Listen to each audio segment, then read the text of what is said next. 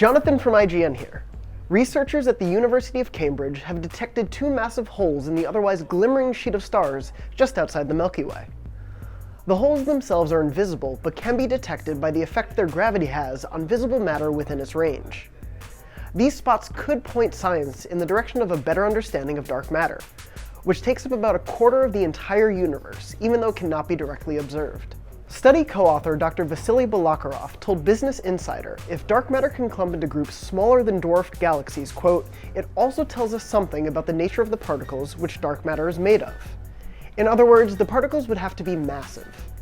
While the foreboding nature of unobservable spots of gaping nothingness is kind of terrifying, we're still pushing the limits of our understanding of life, the universe, and everything. For the latest news coming out of the dark void of space, stay tuned to IGN.